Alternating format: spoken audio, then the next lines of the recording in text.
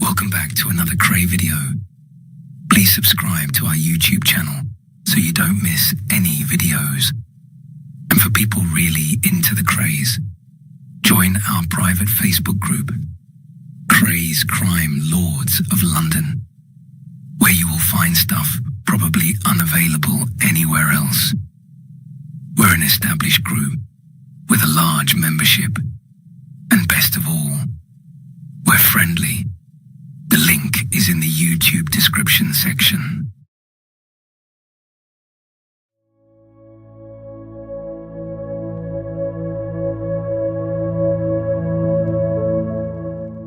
It was part of their mystique that they was, this identical side, identical twins. And if you hurt one, you had to hurt the other one. It meant they could fight as one. They had telepathy between themselves. They could understand what the other was doing or saying without actually using any word. It was a partnership. They wouldn't do anything without each other. You understand me?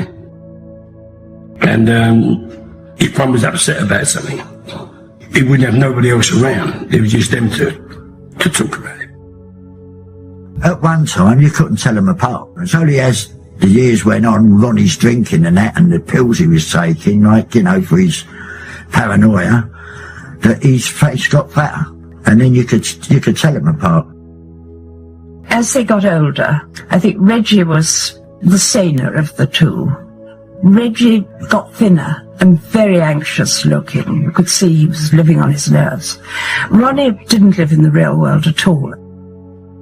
A strange thing was even then, Ronnie was like the stronger personality, really, I suppose, more forward, whereas Reggie was a bit more laid back.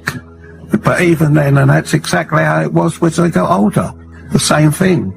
But Ronnie was the leading light even then. Not very bright in some ways, but very forward. Her mother, Violet, adored them. She was a sort of Cockney Queen Mother figure. And she used to call the twins her little bunny rabbits, and she adored them, she was very proud of them. She was a wonderful mum, you could see that. She most probably was a bit too lenient, but mums are like that, aren't they? There's a mixture in between old Charlie.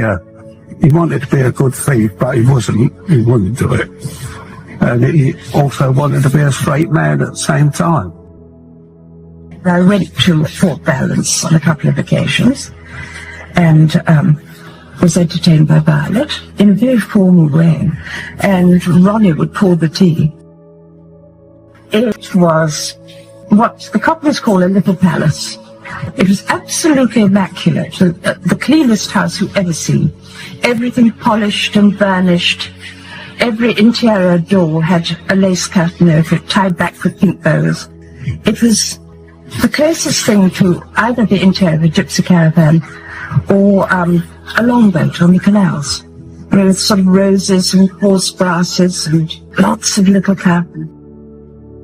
When I looked at Ronnie and Reggie, I could tell immediately, always, they had this violence in them. There's lots of people walking around in the East End of London that's been hit on the chin by Reggie, but I wouldn't say that about Ronnie. There'd be a different kettle of fish with Ronnie, because Ronnie wouldn't be happy with just hitting you on the chin. He'd look for you until he found you and he would hurt you. Simple as that. You would fear Ronnie. There's no two ways about it. If Reggie sent for you and wanted to see you in Valence Road, you'd go round and see him, you'd have a cup of tea with him and you'd walk out. If Ronnie sent for you, you'd take 6 pairs of pants with you. That's the difference between the two of them. He was feared. And anybody that said they wasn't frightened of him is telling lies. I've heard loads of rubbish in the papers and seen all the rest of it.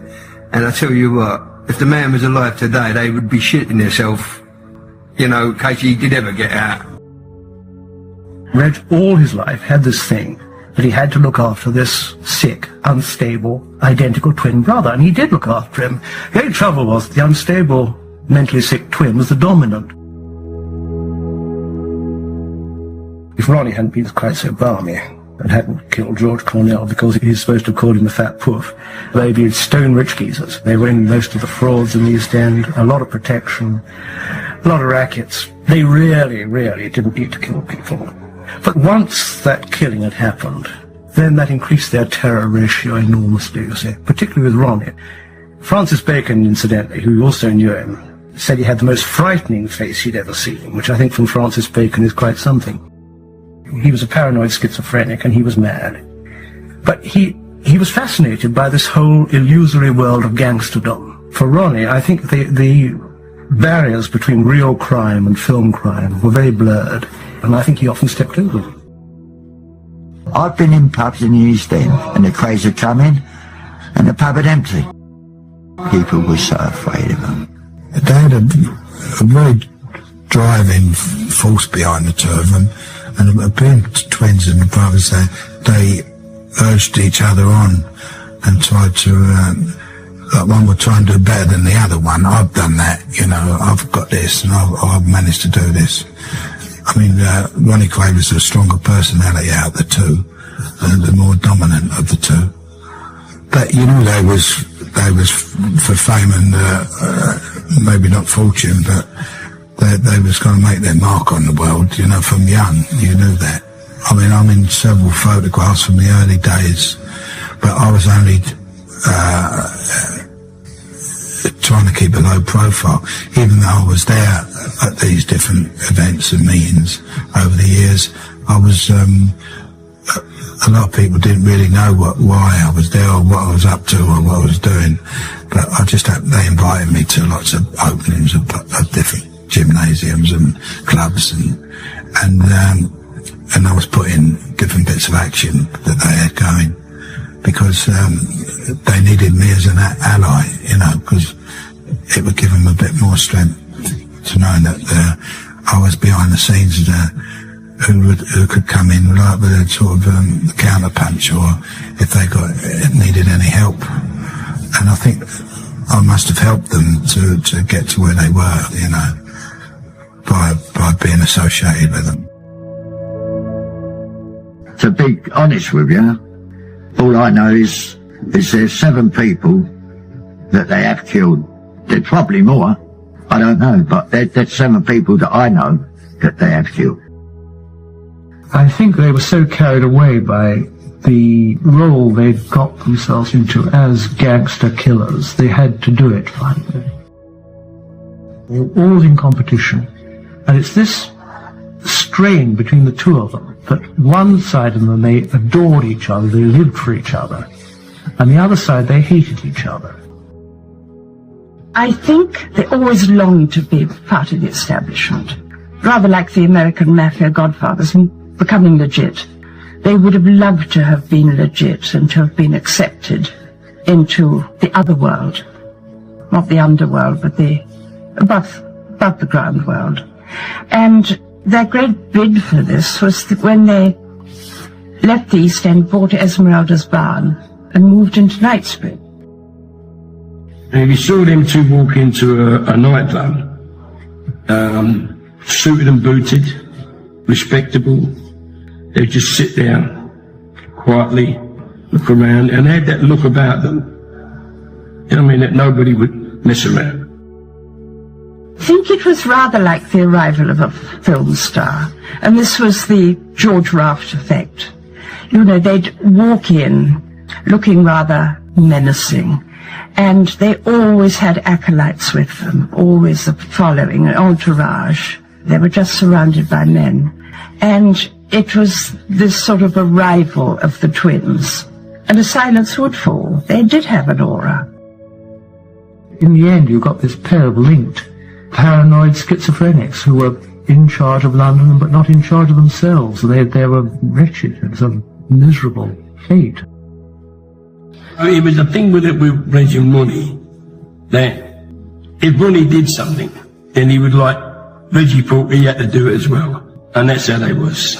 He does it, I'll do it. You know, you can do it, I can do it. Ronnie shouting out to him, well, if you're going to shoot anybody, make sure you shoot him in the head, like I did Cornell. Out loud. Maybe because of Ronnie killing Cornell, he thought he had to do a murder as well. Because the nature of homicidal schizophrenia is that it gets worse. And also, As the battles went on between them, the battles for dominance continued and got worse and worse. They had to behave like Jimmy Cagney would, or George Raft, or any of the guys in their gangster movies. The role demanded it. They went out and they did it.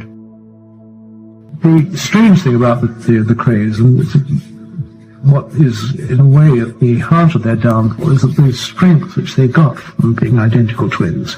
But at the same time, it was that which destroyed them. Police got interested in them because only become really interested when they knew about the murders. That's when the police become very interested in the Krays. Reggie's favourite saying, you'll disappear from the face of the earth.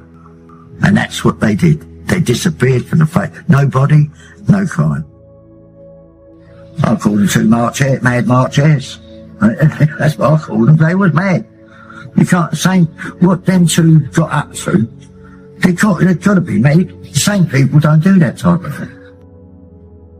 He became increasingly paranoid like his brother, and so in the end you got this pair of linked paranoid schizophrenics who were in charge of London but not in charge of themselves. It's true that Jules did call him a puff. Ronnie Kray did call Ronnie Kray a puff. Ron knew he had to do something. And what could he do?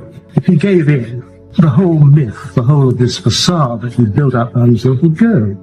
So he did what a man had to do. In our world, that's how it goes.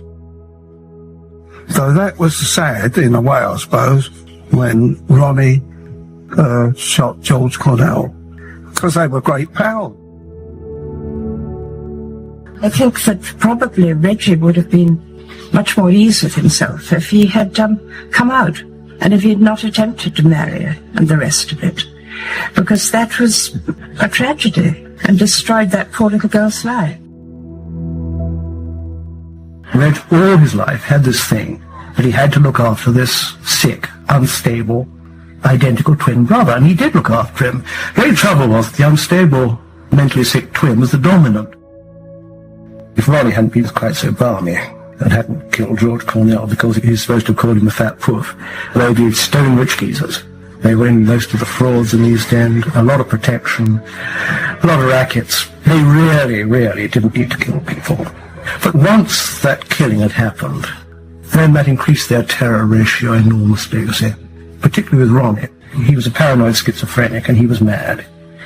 But he was fascinated by this whole illusory world of gangsterdom. For Ronnie, I think the barriers between real crime and film crime were very blurred, and I think he often stepped over them. Driving force behind the two of them, and being twins and brothers, they urged each other on and tried to, one would try and do better than the other one. I've done that, I've got this and I've managed to do this. I mean, Ronnie Kray was the stronger personality out of the two, and the more dominant of the two. They were all in competition, and it's this strain between the two of them that one side of them, they adored each other, they lived for each other, and the other side, they hated each other. I think they always longed to be part of the establishment, rather like the American mafia godfathers becoming legit. They would have loved to have been legit and to have been accepted into the other world, not the underworld, but the above the ground world. We could have had a fabulous life before all these murders. We had it made and we could have gone to better things. You two would have been somebody. You was fate in life. And I said, well, I think it's gone. You've blown it. Everything. A mother, father, me, you. We're going to go. I know we are. And everything's finished.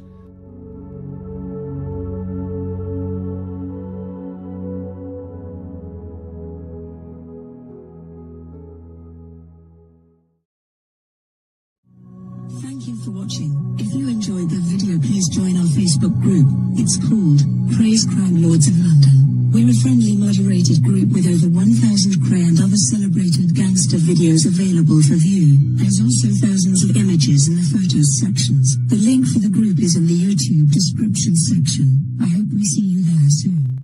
leave a like and subscribe.